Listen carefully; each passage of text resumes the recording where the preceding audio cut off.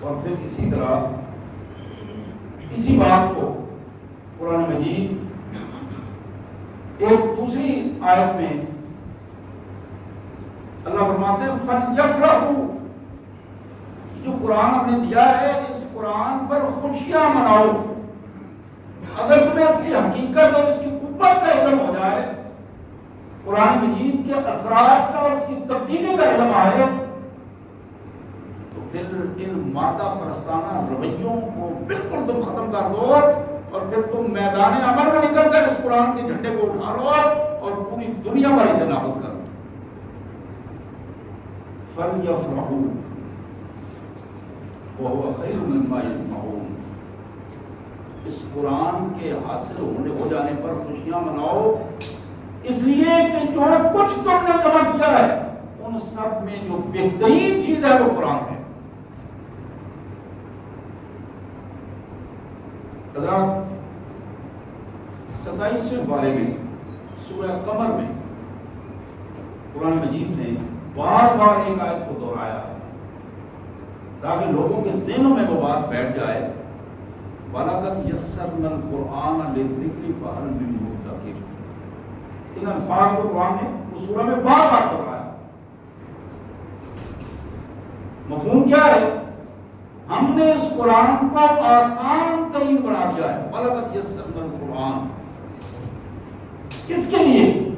لِلذِّكْرِ، جو شخص اس سے نصیحت حاصل کرنا چاہتا ہے، جو اپنی زندگی کو بدلنا چاہتا ہے، جو اس آخرت کو حاصل کرنے کے لیے اس دنیا میں اپنی زندگی کو بدلنا چاہتا ہے، اسے یہ معلوم ہونا چاہیے کہ اس کا ذریعہ صرف قرآن ہے اور قرآن اس کے لیے آسان ہے۔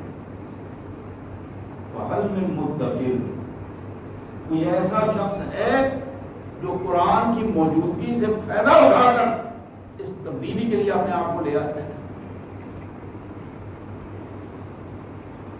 پھر سورہ بنی اسرائیل میں 15واں پارہ سورہ بنی اسرائیل میں اللہ تعالیٰ ارشاد فرماتے ہیں إِنَّ هَذَا الْقُرْآنَ يَهْدِي لِلَّتِي هِيَ أَقْوَمُ، یہ قرآن جو ہم نے تمہیں دیا ہے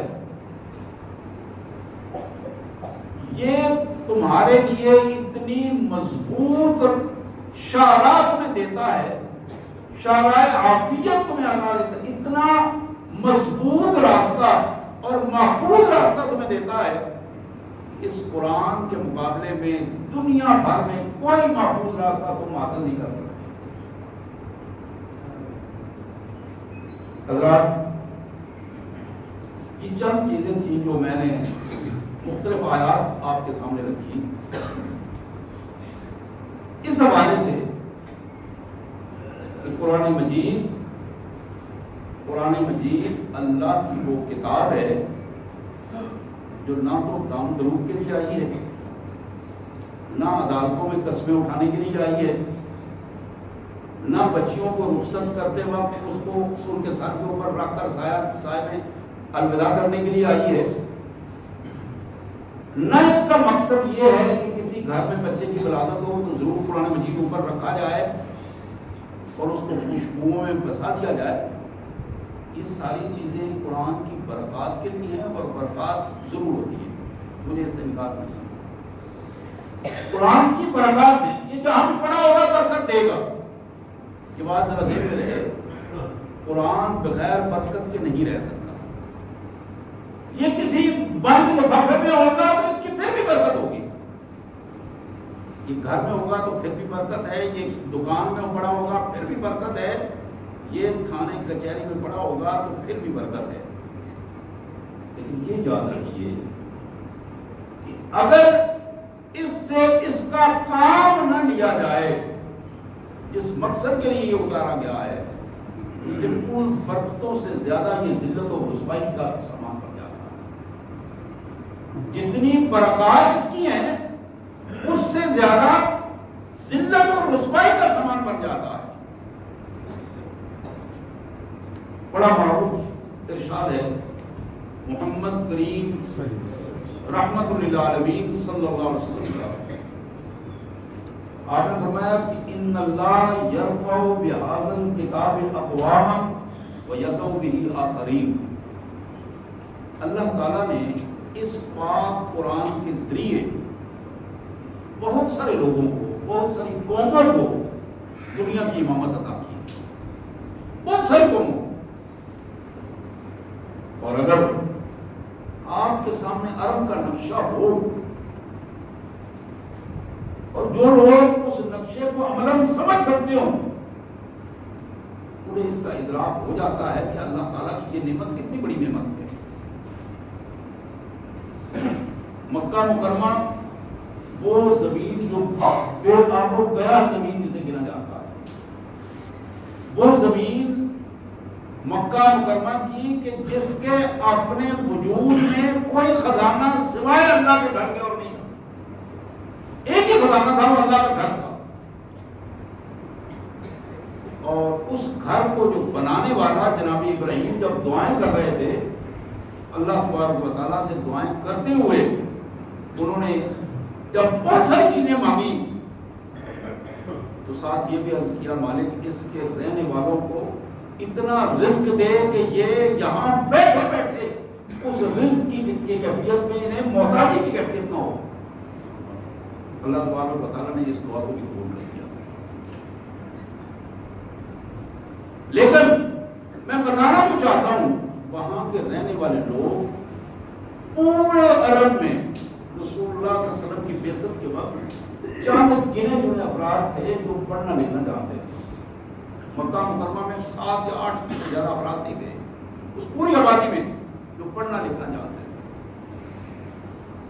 اور یہ آپ کے علم میں ہے جب صلح حدیبیہ ہو رہی تھی، صلح حدیبیہ کے وقت ڈھونڈ کر جس بندے کو لکھنے کے لیے لایا گیا تھا اس کا نام حضرت علی کرم اللہ وجہہ تھا. اور صحابہ میں حضرت علی، حضرت عمر، یہ 2-3 افراد تھے جو لکھائی پڑھائی میں ایک بہترین صلاحیت تھی ان کے ایام جاہلیت میں بھی. ان حالات میں کہ جہاں کوئی تہذیب موجود نہ ہو، جہاں کوئی تمدن موجود نہ ہو، جہاں کوئی باقاعدہ منصوبہ بندی اور پلاننگ موجود نہ ہو، وہاں ایک انقلاب اٹھے. وہ انقلاب جو ایک اکیلا آدمی لے کر چلے اور ٹھیک 13 سالوں میں اس آدمی کے ساتھ چند 100 بندے اکٹھے ہوں اور 23 سال بعد وہ بندہ جس نے اس انقلاب کا آغاز کیا تھا جب وہ اس دنیا سے رخصت ہو رہا ہو، تو پھر دنیا کی دونوں بڑی سپر پاوریں روم اور ایران ان کی چوڑیں ہو گئی ہوں اور ان کے تخت جو وہ زمین بوس ہو گئے ہوں اور 1.5 لاکھ سے زیادہ افراد کو محمد کریم صلی اللہ علیہ وسلم خطبہ حجۃ الوداع میں خطاب کر رہے ہوں. یہ وہ انقلاب تھا جو محمد رسول اللہ صلی اللہ علیہ وسلم اس قرآن کے ذریعے. میں صرف کوئی معمولی سا ایک نقشہ صرف آپ کو بتایا ہے. آپ یقین کیجئے کہ ہم میں سے ہمیں اپنی تاریخ کا علم نہیں ہے. ہم پڑھتے صرف وہ چیزیں ہیں جس چیز میں ہمیں دنیا ملتی ہے. اگر ہم سمجھتے ہیں کہ اس میں کوئی دنیا داری کا چیز نہیں ہے تو ہم اس کو چھوڑ دیتے ہیں. سکولوں میں سائنس اس لیے پڑھتے ہیں کہ ہمیں پتہ ہے کہ اس کے بعد نوکری ملے گی. علم سارا کا سارا ہمارا علم کی بنیاد نوکری پر ہے. حالانکہ علم جو ہے وہ اس لیے حاصل نہیں کیا جاتا کہ نوکری ملے. رزق اللہ کے ہاں موجود ہے، رزق کی ساری قوتیں اس کے پاس ہیں. علم حاصل کیا جاتا ہے انسان کے اندر انسان کو اپنی پہچان ہو اور اپنے خالق کی پہچان ہو. علم اس لیے حاصل کیا جاتا ہے اور یہ قرآن انسان کو انسان کی پہچان کرواتا ہے اور خالق کی پہچان کرواتا ہے. میں یہ عرض کر رہا تھا کہ اس قرآن کے جس کے پاس یہ قرآن موجود ہو اور وہ قوم ذلیل و رسوا ہو، یہ بڑا عجیب قسم کا سوالیہ نشان ہے. یہ بالکل وہی پھر حدیث کا میں دوبارہ رکھوں آپ کے سامنے کہ ان اللہ یرفع بہذا الکتاب اقواما ویضع بہ آخرین. اللہ تعالیٰ اس قرآن کے ذریعے بہت ساری قوموں کو زمین سے اٹھا کر آسمان پر لے جا کر دنیا کی امامت ادا کرتا ہے، دنیا کی امامت.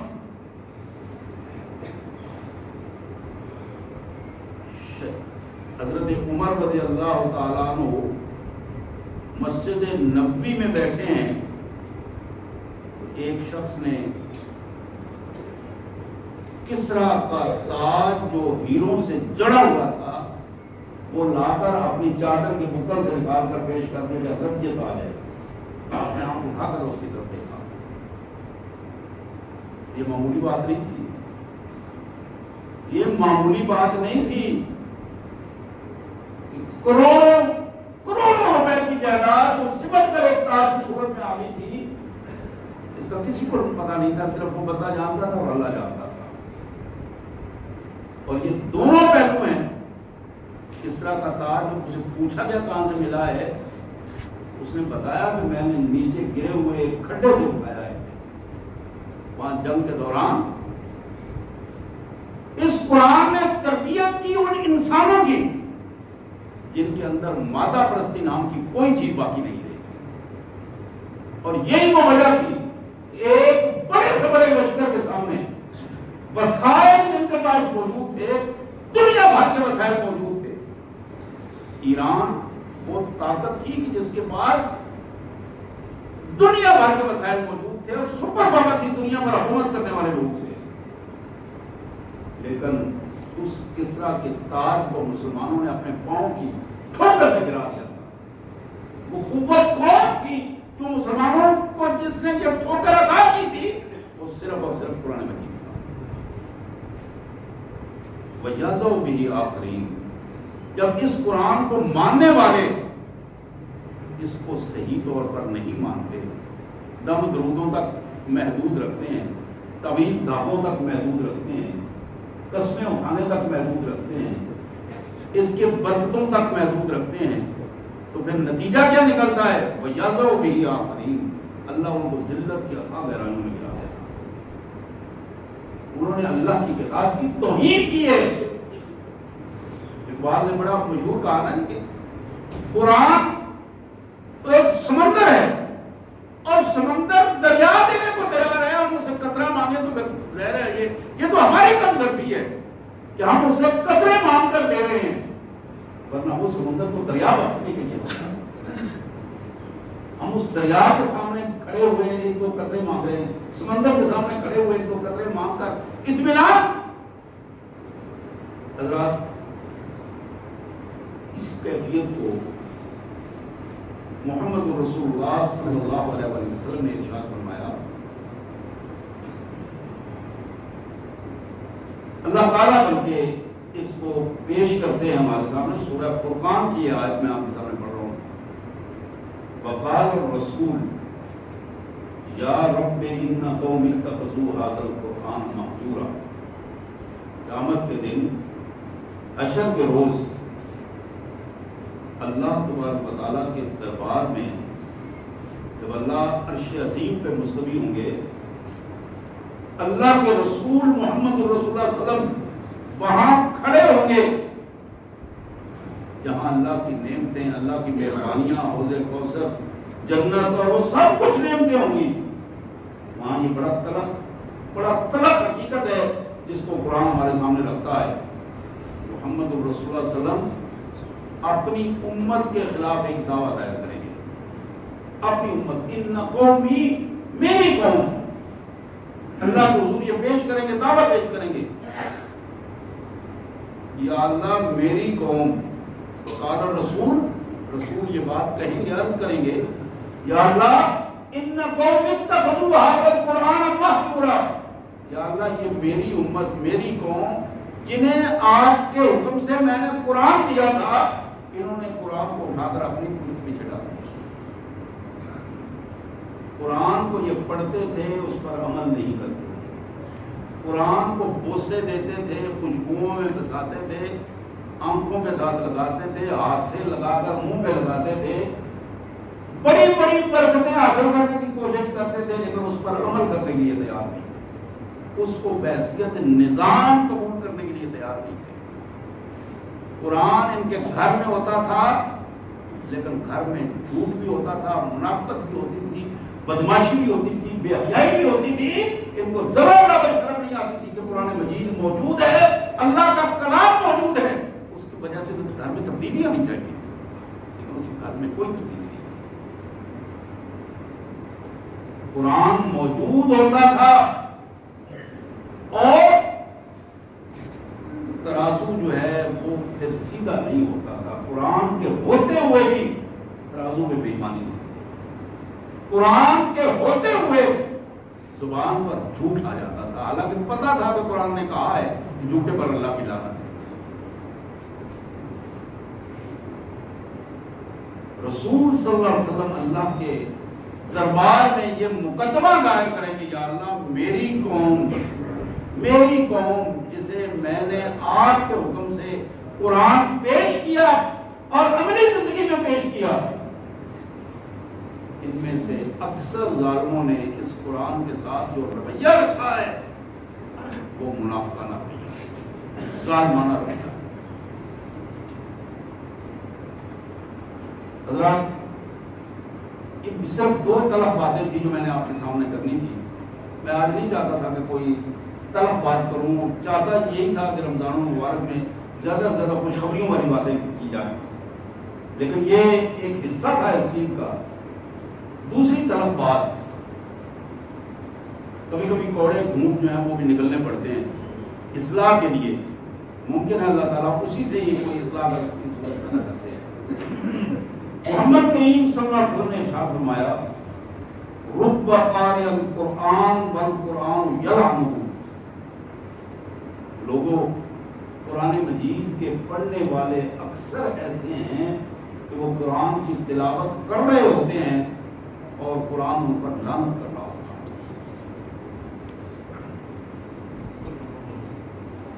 بڑی طرف بات ہے، بڑی طرف بات ہے. قرآن پڑھا جائے ثواب کے لیے، اجر کے لیے، لیکن ہمارا رویہ قرآن کے ساتھ ایسا ہو کہ قرآن ہمیں اپنی نعمتیں، رحمتیں، فضل، مہربانیاں دینے کی بجائے نعوذ باللہ ہم پر لعنتیں کر رہا ہو. یہ ایسی غلط بات ہے جو بندہ مومن تب جاتا ہے توسل کی کہ یا اللہ معاف کر دیں. یہ کتنی بڑی بات ہے. بیٹھو بیٹھو بیٹھو. حضرات،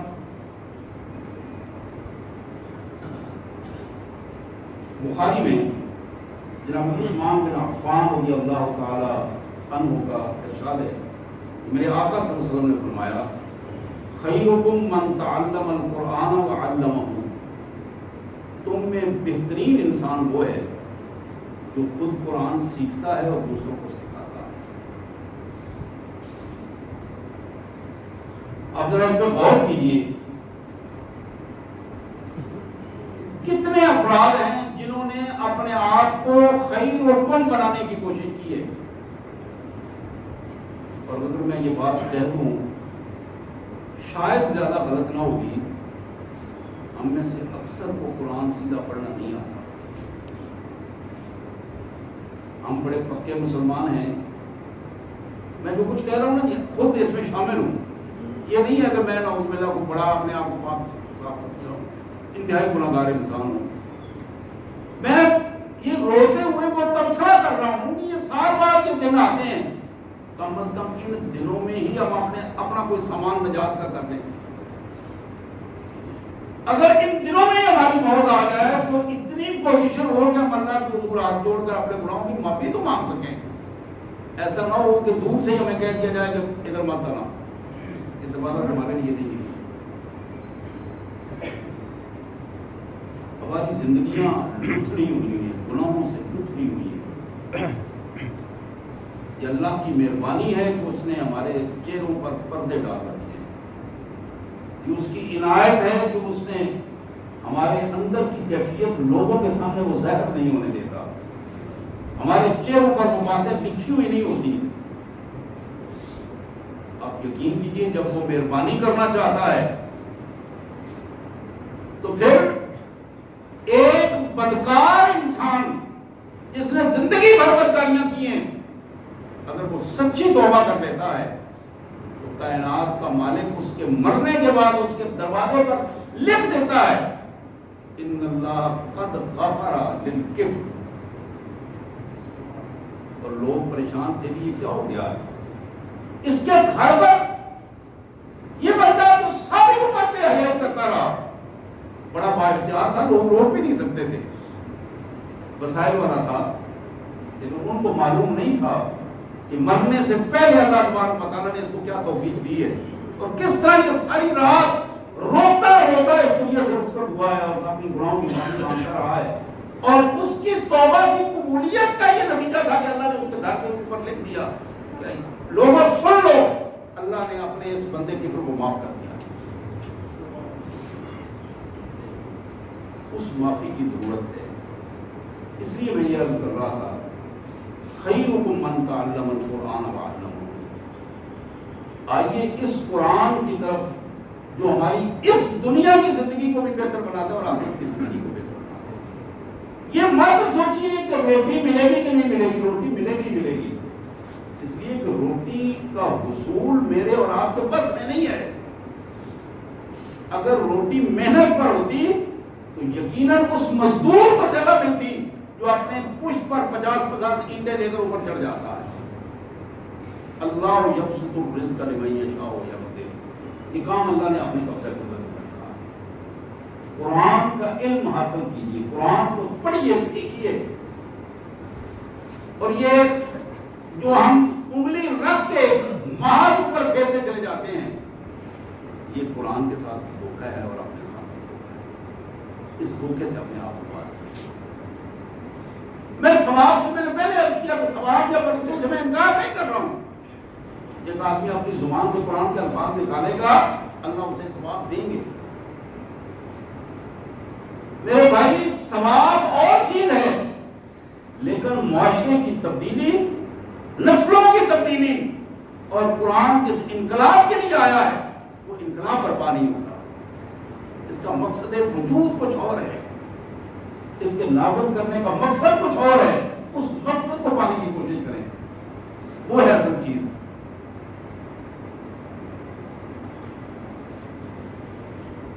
مشکات کی ایک بڑی معروف روایت رسالہ ستہ کے حوالے سے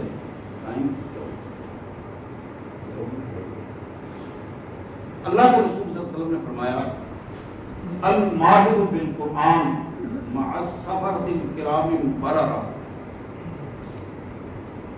والذی یقرأ القرآن ویستمع فیہ وهو علیہ شاق لہ اجران. وہ شخص جو قرآن کو سیکھتا ہے، پڑھتا ہے، اپنے آپ کو اس کے مطابق اس نے بنا لیا ہے، ایسا شخص اللہ کے مقرب فرشتوں کے ساتھ کل جا ملے گا. اللہ کے مقرب فرشتوں کے ساتھ وہ اس کا استقبال کریں گے اور اپنے جلد میں اپنے مالک کو حضور لے کے جائیں گے. فرمایا وہ شخص جو قرآن پڑھنے کی کوشش کرتا ہے، عمر بڑی ہو گئی ہے، بھول جاتا ہے، الفاظ مشکل سے ادا کرتا ہے، جوڑ یا ہجے نہیں آتے، مشکل سے پڑھ رہا ہے، لیکن کوشش کر رہا ہے، چھوڑتا نہیں ہے، اس کے لیے پوری کوشش کرتا ہے. وہ علیہ شاق، بڑا مشکل ہے اس پر، لیکن وہ کام کر رہا ہے، لہو اجران، اللہ اس کو 2 اجر عطا کرتا ہے، 2 اجر عطا کرتا ہے. اس لیے اس نے یہ کوشش کی. میرے آقا صلی اللہ علیہ وسلم کا یہ بھی ارشاد لا حسد الا فی اثنتین، حسد کرنا حرام ہے، گناہ کبیرہ میں شامل کیا گیا ہے، لیکن یہ رشک 2 چیزوں میں کیا جا سکتا ہے، ایک علم اور قرآن میں، اور دوسرا وہ مال و دولت جو اللہ کے لیے تقسیم کیا جائے، اللہ کی رضا کے لیے دیا جائے. حضرات، میں اپنی بات کو سمیٹتے ہوئے آخری یہ حدیث آپ کے سامنے پیش کروں گا، اور میری درخواست ہے کہ اللہ کے حضور دعا کرتے ہوئے یہ طے کیجیے، دعا مانگا کیجیے، روزانہ مانگا کیجیے، یا اللہ ہمیں قرآن کا علم، شعور اور عمل کی کیفیت عطا کرے. قرآن کے علم کو زیادہ سے زیادہ اپنے گھر میں لانے اور اسے زیادہ سے زیادہ آگے پہنچانے کی توفیق عطا فرمائے۔ یہ آخری حدیث مشکات کی حدیث ہے، سیدہ عائشہ صدیقہ سلام اللہ علیہا کی روایت، قراءۃ القرآن فی الصلاۃ افضل قراءۃ القرآن فی غیر الصلاۃ۔ ایک آدمی قرآن مجید کو نماز میں پڑھتا ہے، نماز میں قرآن پڑھا جانے والا قرآن افضل ہے اس قرآن مجید کے پڑھنے سے جو عام انداز میں پڑھا جاتا ہے۔ پھر فرمایا قراءۃ القرآن فی غیر الصلاۃ افضل من تسبیح والتکبیر۔